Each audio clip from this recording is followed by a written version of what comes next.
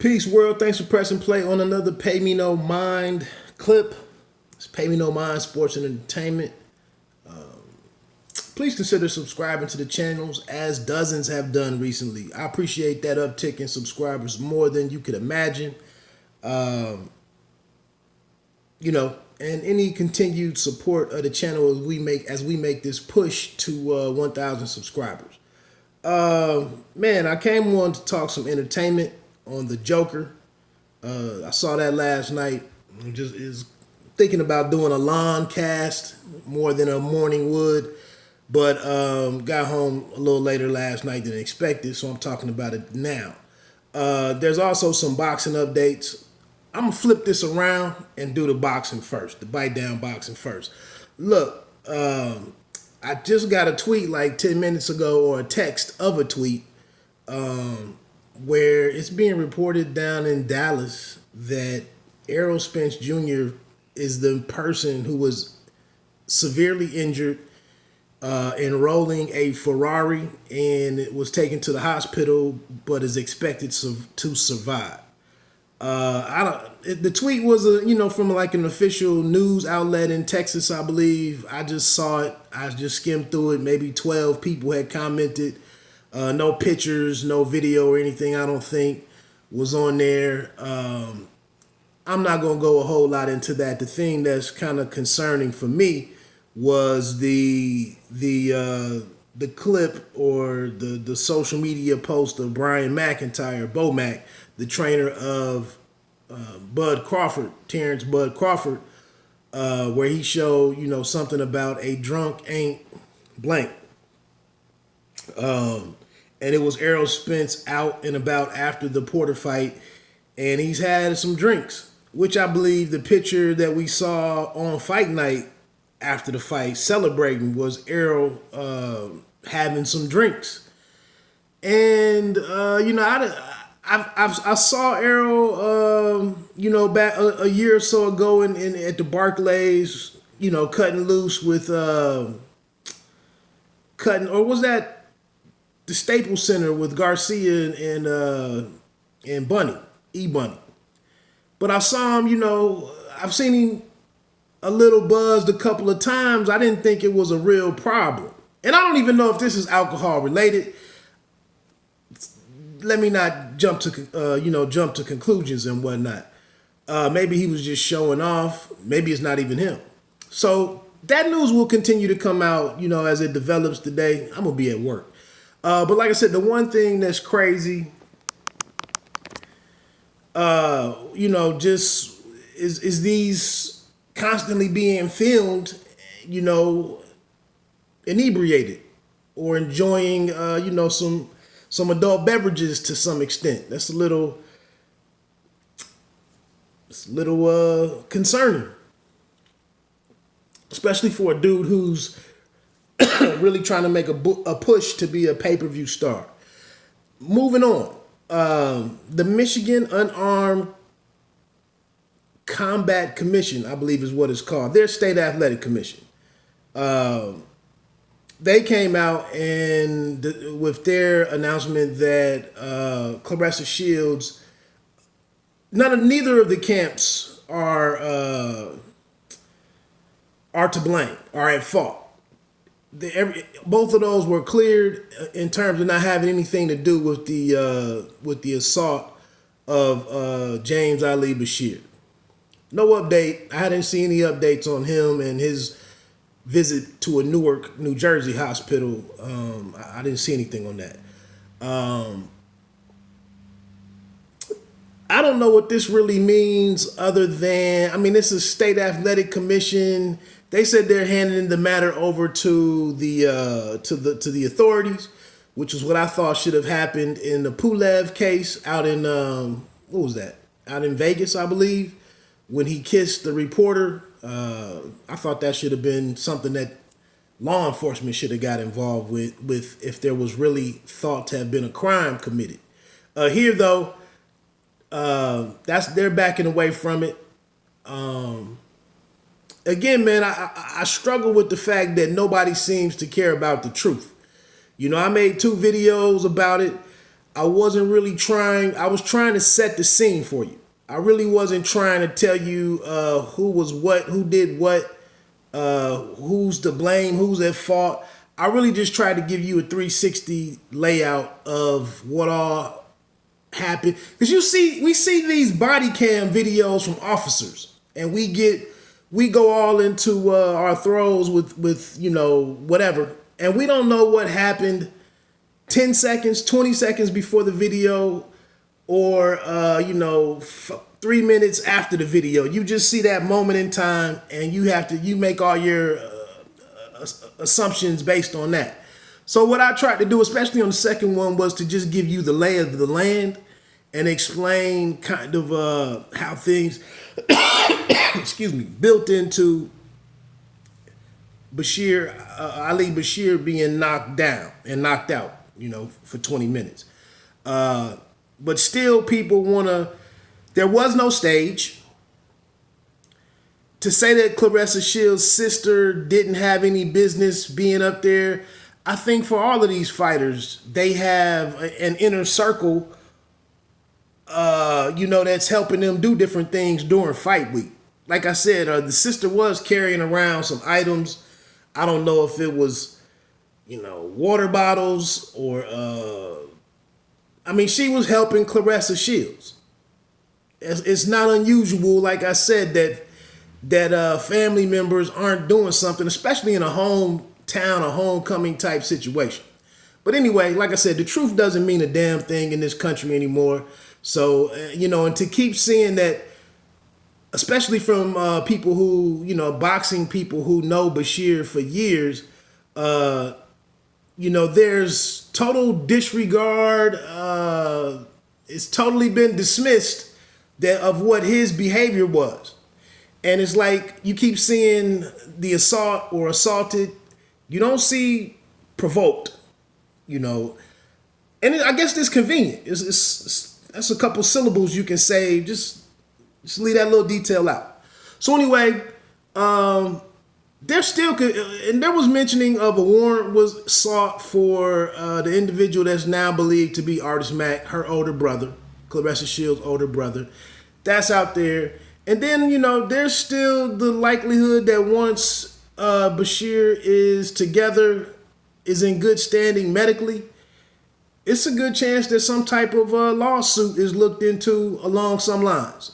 I'm wondering, before I hit record, I'm wondering if there's an opportunity for a countersuit based on him. I don't know if this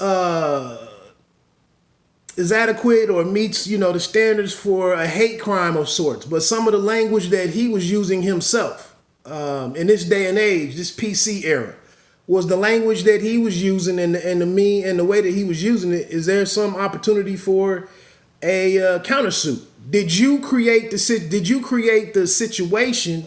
Did you instigate this based on what he was doing?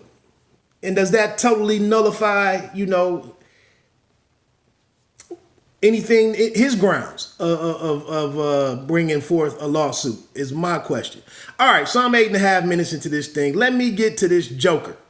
I think the writer's name was Todd Phillips. I don't have a lot of time to cover this now based on that, getting into that other stuff. I didn't want to go see it. I didn't really care to go see it. I really wanted to see Ad Astra. I think came out, a week and a half ago. But my wife didn't have interest in that. So we go see Joker. I go in there with minimal expectations. And after sleeping on it, it's a film that I think I'm really going to enjoy seeing the second time around.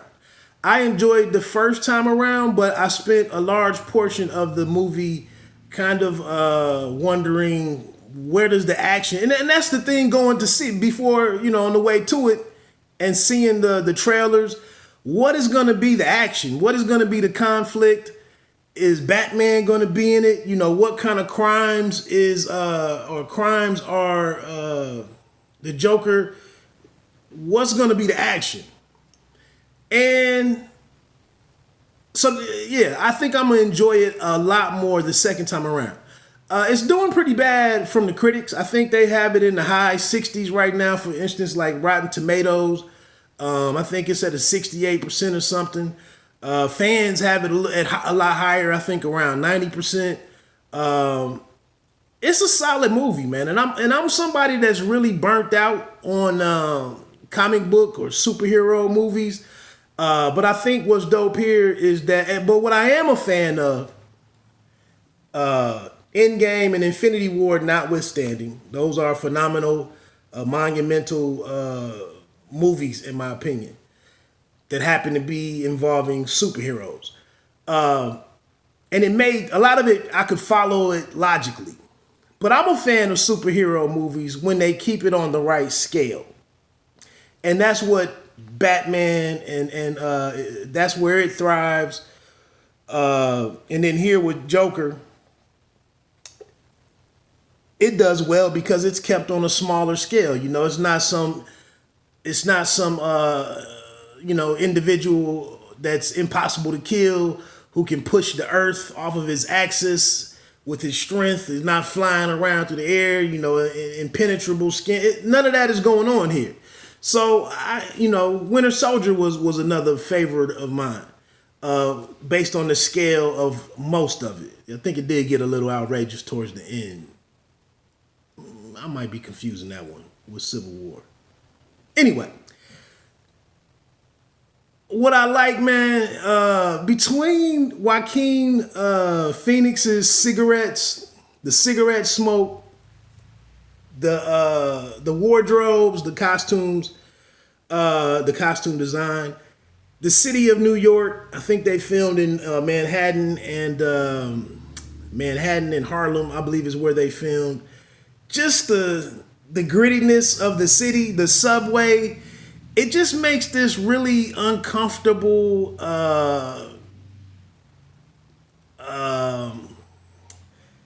like highly populated world. I mean, it just gave it a hell of a feel in terms of the setting, and it kind of fed into it's dirty and gritty, and it just gives you this.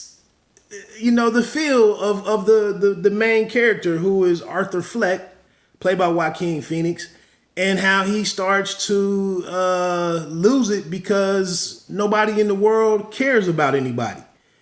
And a lot of stuff is going wrong. And, I think it speaks to a lot of, it's kind of like the kill your masters or kill the masters thing from Game of Thrones. And in just doing a couple of things, he sets off, as he gets into his developing into the Joker, he does a couple of simple things that really starts this revolution or this anarchy. And so I just think it's really dope, man, how all of this just comes together, and it's real. It's very realistic. And he's fighting for, like, he social services are being taken away in the city, and he's someone that's relying on the city for medication and for treatment with his neurological disorder, which causes him to laugh in uncomfortable situations uncontrollably. And then he's just a guy. He's finding, he lives with his mother. He's trying to do comedy. He gets fired from his job. A work buddy screws him over. It's the guy that plays the lawyer on Billions, and he was also in the show on is it Harry? That doesn't sound right. The lawyer on Billions, but he screws him over and he gets fired. And like I said, man, he just is a guy with bad luck. Things aren't going his way, and he gradually starts to look at all of his doubt, insecurities, depression, weaknesses, and all of this stuff, wondering who he is, who his father is, and just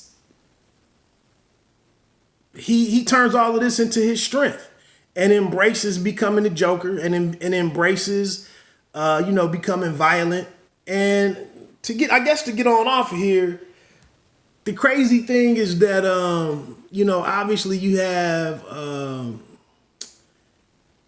Heath Ledger. Was that his name? Heath Ledger? That doesn't sound right. That did the Joker, the iconic Joker from what? Not was it Batman Begins? Dark Knight? I'm tripping. My apologies. Like I said, I'm not that versed. Instant recall on my superhero movies. But obviously the Joker that was made famous by Heath Ledger in that performance, and you're wondering how can this guy move on from it? And I just think as a whole, the writing, the dialogue, the taking time to lay out all the things that fed into him becoming the Joker, they pull it off. They pull it off really, really well. I don't know where they go with this. Does he come back in the next Batman movie? I guess with Pattinson. Are there plans in the works for that? I don't know. But like I said, man, if you had any reservations about going to see it, it is Pay Me No Mind approved. Let me know what you think about it, and in the chat section. I'm trying not to give away any spoilers. Excuse me. So obviously, my main thought was, like I said, how does Batman play a position in here? Obviously, with the timing of what was going on with Ben Affleck being removed or moving on or withdrawing or whatever from playing the Caped Crusader.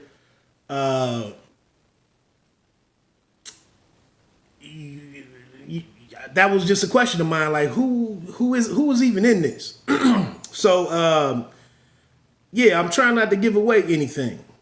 But like I said, man, another interesting thing is Robert De Niro is in the movie, and it's that's interesting because you want to see how some of the men, the major A-list guys out there who missed age-wise, they were too old or beyond the years of being able to play any of these characters. Although you would have never put Robert De Niro in any, superhero role. But it's interesting how now that these movies have become blockbusters, over the last 10 or 15 years, it's really been interesting to see how guys like him and Robert Redford, older gentlemen, have been worked into these movies, to still, just to contribute to the genre, I guess. So that's that. Like I said, man, I hate when these go over 12 minutes and whatnot. But that's my review for it, man. Like I said, I thought it was pretty good, man. It's dark. I like dark, gritty stuff and realistic stuff. And I think that's one thing about it is it's very, it is disturbing. But if we're going down this road, you don't fit it into the world of, the other superhero movies where there's no cussing, there's no, all this gunshots and machine guns and stuff, and nobody's getting hurt. You look at Hawkeye and Black Widow on in the MCU, and they're doing all this stuff amongst these creatures from other worlds and dimensions and stuff, but they never get hurt. That's just really not that believable to me. Those two are just, they might be exceptional at hand-to-hand combat and weaponry and all of that stuff, but they're still humans. But like I said, over here, some pretty gruesome stuff happens. So let me get on off of here, man. Have a great one. Again, Pay Me No Mind, sports and entertainment. You don't have to be great to start, but you have to start to be great.